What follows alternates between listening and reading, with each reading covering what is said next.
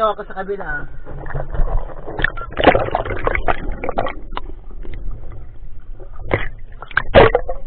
Ay, ang bilis lang. Napaka-uwi.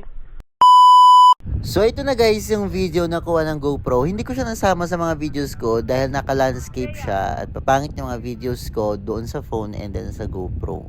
So dito na kami sa labas ng cave at ito yung time na papasok namin dito. So before kami papasok ay nagpicture-picture kami muna dito and then ito na. Ito na yung time kung saan magsa-struggle na ang lahat. Doon ka namin kuguson si Karkag. Butang. Yung mga flat, yung apakan mo kahit yung mga flat.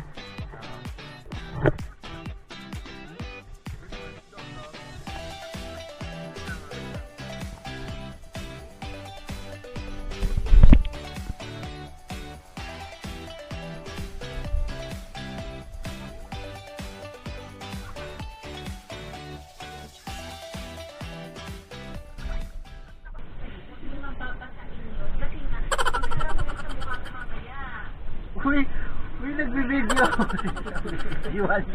Nagbibideo yung so tignan nyo mamaya yung video nyo dito.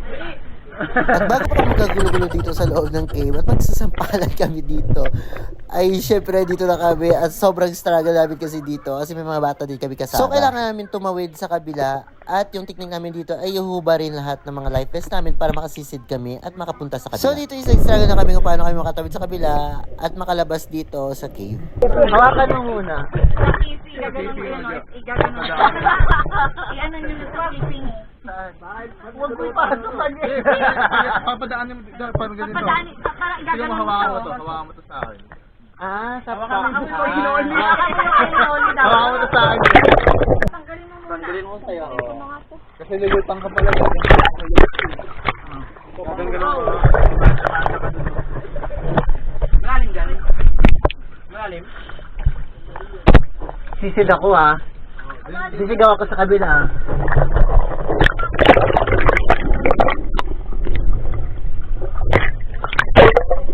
Ay, ang bilis lang. Napaka-uwi. Ha? Tanggal. Dito lang, oh. Kita niyo sa kanya, ha? Ito. Oh.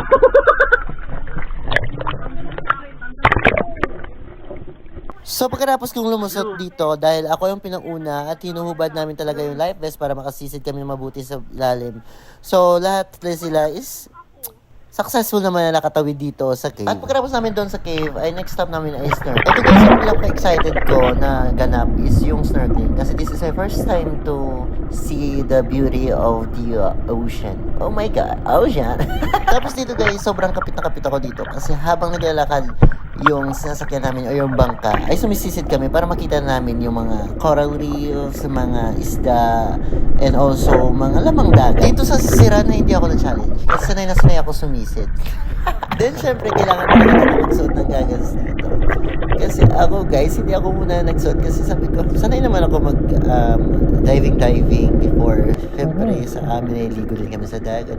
Pero iba pala kapag may goggles, pakapaba ka! Sobrang ma-amaze ka talaga dito guys sa area na to kasi yung area na to talaga ay pinipreserve at alam mo naman, kita-kita mo naman yung ecosystem is sobrang healthy at alam natin na maraming isda talaga dito kasi buhay na buhay din yung mga pinamahayan nilang coral Sobrang reef. tuwang-tuwa talaga ako kasi feeling ko nasa aquarium ako na maraming isda na lumalapit sa'yo. And then also, nagdala kami dito ng pagkain na tinapay. And then sobrang dami na nagtitipon-tipon sila. Oh my God. Sa lapit nga at sa dami nila, pwede kang manguha dito para may pangsabaw tayo. Pero hindi pwede guys kasi pinapreserve talaga nila dito. And guys, ito talaga yung pinaka-memorable at sobrang exciting na nangyari sa amin. And hanggang dito na yung video ko at sa susunod na video to, ito yung lahat na nangyari. So happy watching, bye bye, and follow nyo ako.